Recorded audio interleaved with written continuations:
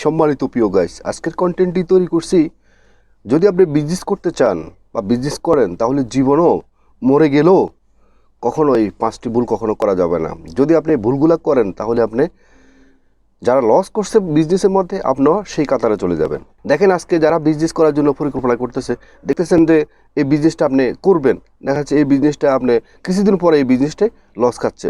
আপনি একটা দ্বিধাদ্বন্দ্বের মধ্যে আছেন, মানে কনফিউজ, মানে আপনি এক্স্যাক্টলি কোন বিজনেসটা করবেন, কোন বিজনেসটা আপনি করলে আপনি লাভবান হতে পারবেন, রিস্ক মুক্তভাবে থাকতে পারবেন, এইটাই আপনি এখন পর্যন্ত সিদ্ধান্ত নিতে পারতেছেন না। কিন্তু মূল বিষয়টা হচ্ছে যে বিজনেস আপনাকে বুঝতে হবে, বিজনেসের কোয়ালিটি আপনাকে বুঝতে হবে, বিজনেসের কোয়ান্টিটি আপনাকে বুঝতে হবে, এবং বিজনেসের process. Business is not easy, বিজনেসটা একটা প্রসেস। সে প্রসেসের মধ্যে যদি আপনি বিজনেসটা করেন, এবং আজকে আমি যে আলোচনাগুলো করবো, যে 5টি ভুল যদি আপনি কখনো না করেন, এই 5টি ভুলকে যদি আপনি ওভারকাম করে যদি আপনি বিজনেসকে চালিয়ে যেতে পারেন, তাহলে আপনি একদিন সফল হতে পারবেন। যারা আজকে বিজনেস করে যারা প্রতিষ্ঠিত হয়েছে, বড় বড় বিজনেসম্যান অল ওয়ার্ল্ডের মধ্যে, তারা এই 5টি ভুলকে তারা সবসময় ওভারকাম করে তাদের নিজেদেরকে আজকে একজন বিজনেস ম্যাগনেট হিসেবে আজকে বহিঃপ্রকাশ করছে। আপনি যে বিজনেসে করেন, কোনো বিজনেস কোনোভাবে ছোট নয়, মানে আপনি যে বিজনেসে করেন সেই বিজনেসের মধ্যেই এই 5টি কৌশল, যে 5টি ভুল আপনাকে কখনো করা যাবে না, এবং এই 5টি ভুল থেকে আপনাকে ওভারকাম করতে হবে, তাহলে আপনি বিজনেসে সাকসেস হতে পারবেন। বিজনেসের বিকল্প আসলে কিছুই নেই। আজকে যারা আমরা বিজনেস করতেছি, ম্যাক্সিমাম বিজনেস করে তাদের সময় নষ্ট হলো, অর্থ নষ্ট হলো, এবং অনেক বেশি ক্ষতিগ্রস্ত হয়ে গেছে। শুধুমাত্র ওই আমরা আমাদের যে 5টি ভুলগুলা আমরা ওভারকাম না করার কারণে। যদি আপনি একজন বিজনেস মাইন্ডের ব্যক্তি হয়ে থাকেন, বা যদি বিজনেস করার পরিকল্পনা করে থাকেন, তাহলে আপনার খুব মনোযোগ সহকারে ভিডিওটা দেখেন।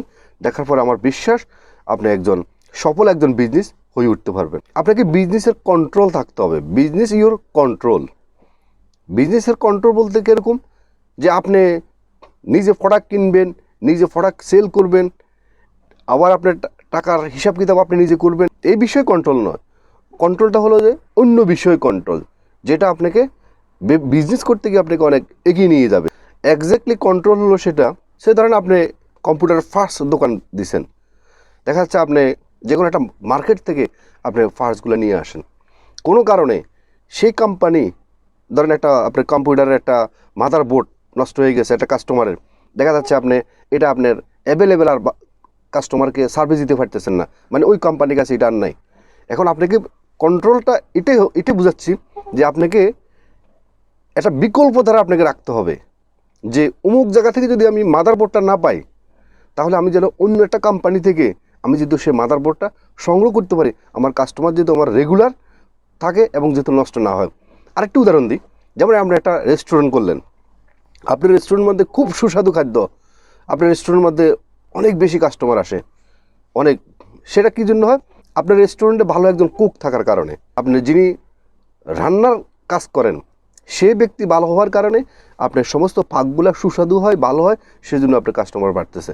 এখন কোনো কারণে আপনার সেই কুক বললো যে আমি আপনার এখানে আর চাকরি করবো না, সে আপনাকে বলবে যে আমি অন্য কোথাও চলে যেতে চাই, তাহলে আপনি কি তার জায়গাতে অন্য একজন কুক কি আপনি রেডি করে রাখছেন বিকল্প হিসেবে? যদি আপনি না রাখেন, তাহলে আপনার বিজনেসটা আপনার কন্ট্রোলে নেই। সেটাই হলো কন্ট্রোল। অর্থাৎ কেউ যদি আপনার থেকে যেই কারণে আপনার প্রতিষ্ঠানটা, মানে আপনার রেস্টুরেন্টটা ভালো চলতেছে বা ভালো ফাঁক হচ্ছে, সেই ব্যক্তি যদি কখনো কোনো কারণে চলে যেতে চায়, সেখানে আপনাকে একটা বিকল্প একটা লোককে, বা আপনার যে সমস্ত স্টাফ আছে সে সমস্ত স্টাফ থেকে আপনি আরেকজনকে তার মতো করে তৈরি করবেন। সে যে কোনো সময় যদি চলে যেতে চায়, তাহলে আপনি যদি তাকে দিয়ে ওই কাজটা সম্পূর্ণ করতে পারেন, সেটাকেই বলছি আমি কন্ট্রোল। অর্থাৎ আপনি যে বিজনেসে করেন, প্রত্যেকটা বিজনেসের মধ্যে যার কারণে আপনার বিজনেসটা রমরমার হয়ে উপরে দিয়ে উঠতেছে, সে যদি কখনো কোনো চলে যেতে চায়, তার বিকল্প হিসেবে আপনি আরেকটা লোক রেডি রাখবেন। This is business your control. এটা স্মার্ট সার্ভিস আপনি দিবেন, যে সার্ভিসটা অন্য কেউ দিতে পারবে না। যখন যখন আপনার সেটা রেস্টুরেন্ট হোক বা আপনি যে কোনো বিজনেস করেন, সেই বিজনেসের মধ্যে যদি কোনো আপনি একটা নতুনত্ব, একটা স্মার্ট আপনার একটা সার্ভিস যদি আপনি তৈরি করেন, তাহলে দেখবেন যে আপনার সেখানে আপনার কাস্টমার অ্যাভেলেবেল আসবে।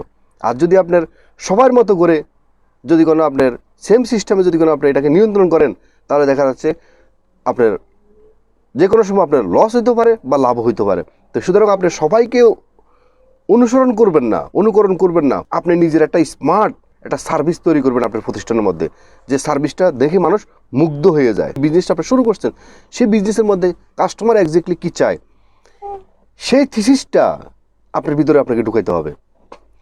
যেই কাস্টমারের যে জিনিসটা অ্যাভেলেবেল, সমস্ত মার্কেটের মধ্যে যে জিনিসটা অ্যাভেলেবেল আছে, সেটা যদি কোনো আপনি রাখেন আপনার দোকানে, কন্টিনিউ রাখেন, অন্য কিছু না রাখেন, তাহলে আপনি যে কোনো সময় লস খেতে পারেন। কেন বলছি কথা?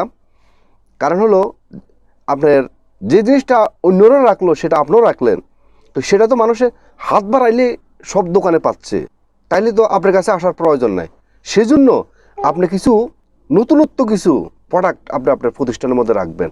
নতুনত্ব, কারণ এখন মানুষ সবসময় টাকা 2 পয়সা বেশি যাক, মানুষ এখন একটা আপডেট চায়, নতুনত্ব কোনো কিছু চায়। তো সুতরাং আপনি সবসময় চেষ্টা করবেন আপনি যে ব্যবসায়ী করেন, যেই প্রতিষ্ঠানে আপনি তৈরি করেন, সেই প্রতিষ্ঠানের মধ্যে অ্যাভেলেবেলের পাশাপাশি মানে অ্যাভেলেবেল থাকবে আপনার 60%, আর 40% থাকবে আপনার নতুন কিছু প্রোডাক্ট, একদম ব্র্যান্ড নিউ। যে সমস্ত আপনি এগুলা বের করবেন, প্রয়োজনে কম্পিউটার গুগলকে সার্চ দিয়ে আপনি যে প্রতিষ্ঠানের সাথে জড়িত আছে সেই প্রতিষ্ঠানের সাথে, সেই প্রতিষ্ঠান কেন্দ্রিক গুগলে সার্চ দেবেন যে আপডেট কোন জিনিসটা আছে, সেটা আপনি আপনার দোকানের মধ্যে রাখবেন। রাখলে কি হবে, তখন কাস্টমাররা মনে করবে যে ওই জিনিসটা তো ওই দোকানে পাওয়া যাবে, চলো আমরা ওখানে যাব, কারণ অ্যাভেলেবেল তো সব দোকানে পাবেন। সেজন্য আমি আপনাদেরকে একটা সিগারেটের কথা বলি। আপনি বাসার থেকে বেরোবার পর আপনি সিগারেট পেতেছেন, তো তাহলে আপনার ওর থেকে সিগারেট নিলে তো তার প্রয়োজন শেষ, তাহলে তো একটু দূরে গেলে আপনি দোকানটাকে আপনি অনেক সুন্দরভাবে সাজাচ্ছেন, লক্ষ লক্ষ টাকা দিয়ে সাজাচ্ছেন, অনেক বড় একটা সুপার মার্কেট করছেন মানে সিগারেটের, দেখা যাচ্ছে আপনার কাছে আর যাওয়ার তার প্রয়োজন নেই। সে ওই তার যেখানে এই টং দোকানে বা তার বাড়ির পাশে যে সিগারেট দোকানটা, সেখান থেকে সে সিগারেটটা নিয়ে তার প্রয়োজনীয়তা সারতে পারলো। কিন্তু সেখানে যদি কোনো ওই যে টং দোকানে যে সিগারেটটা রাখা হয়, তার থেকে আপনি আপডেট কিছু নতুন নতুন ব্র্যান্ডের যখন সিগারেট যদি কোনো আপনি আপনার দোকানের মধ্যে রাখেন, তাহলে তারা এখান থেকে হেঁটে গিয়ে ওই সেখানে আপনার কাছে যাবে, বলবে যে এই সিগারেট তো সবসময় খাই, আজকে ওই অমুকের দোকানে কিছু নতুন নতুন ব্র্যান্ডের খুব স্মার্ট কিছু সিগারেট এসছে, আমরা সেখানে থেকে সিগারেট আজকে সবাই খামো, চলো। কাস্টমারের নিডটা কি এটা আগে আপনাকে বুঝতে হবে।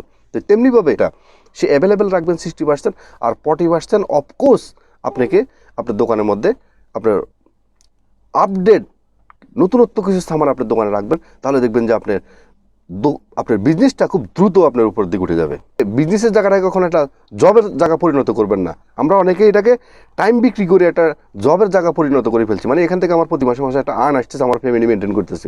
নো, আপনি আপনার বিজনেসটাকে এমন একটা সিস্টেম তৈরি করবেন, ওই সিস্টেমটা হয়তো অত্যন্ত আধুনিক এবং অনেক সহজ।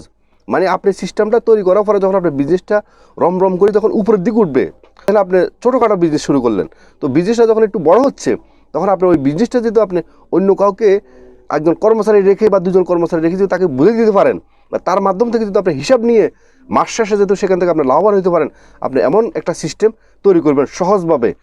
তারপর আপনি কি করবেন, নতুন করে আরেকটা বিজনেস করার জন্য, নতুন উদ্যোগে আর কি করা যায়, তখন আপনি নতুন পরিকল্পনা করে আপনি আরেকটা বিজনেস দাঁড় করানোর জন্য আপনি তখন চেষ্টা করবেন।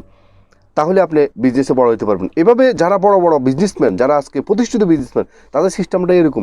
তারা একটা বিজনেস তৈরি করে, এটাকে সহজ পদ্ধতিতে তারা এটাকে তৈরি করে এবং এটাকে সিস্টেমটাকে চালানোর পরে এটাকে একটা অটো সিস্টেম করে ফেলে। এটাকে করার পরে দেখা যাচ্ছে সে যখন বিজনেসটা একটু বড় হয়, তখন সে কর্মচারীটাকে তাকে এটা বুঝিয়ে দেওয়ার পরে সে ওই বিজনেসটা ওই কর্মচারী পরিচালনা করে। একজন ম্যানেজার যাকে বলা হয়, অ্যাকাউন্টিং যাকে বলা হয়, সেটাকে নিয়ন্ত্রণ করে। মাস শেষে দেখা যাচ্ছে বা সময় সময় এসে সে হিসাব নিচ্ছে, বা মাস শেষে সে হিসাব নিচ্ছে না, কিন্তু বিজনেসটা অটোমেটিক চলতেছে, সে সেখান থেকে লাভবান হচ্ছে।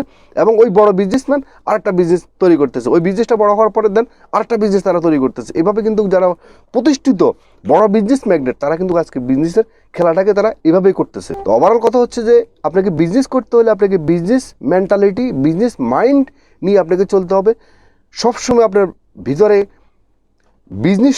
আপনার বিজনেস সংক্রান্ত বিষয়ে নতুনত্ব কিছু বিষয় নিয়ে আপনাকে সবসময় চিন্তা ভাবনা করতে হবে, তাহলে আপনার বিজনেস আপনি দাঁড় করতে পারবেন। তো আজকের মতো ভিডিওটি এখানে শেষ করলাম। ভিডিওটি যদি আপনাদের ভালো লেগে থাকে তাহলে একটা লাইক করবেন, একটা কমেন্ট করবেন, এবং যারা নতুন অবশ্যই সাবস্ক্রাইব করে পাশে থাকবেন, এবং যারা আগে সাবস্ক্রাইব করছেন আপনাদেরকে অসংখ্য অসংখ্য ধন্যবাদ।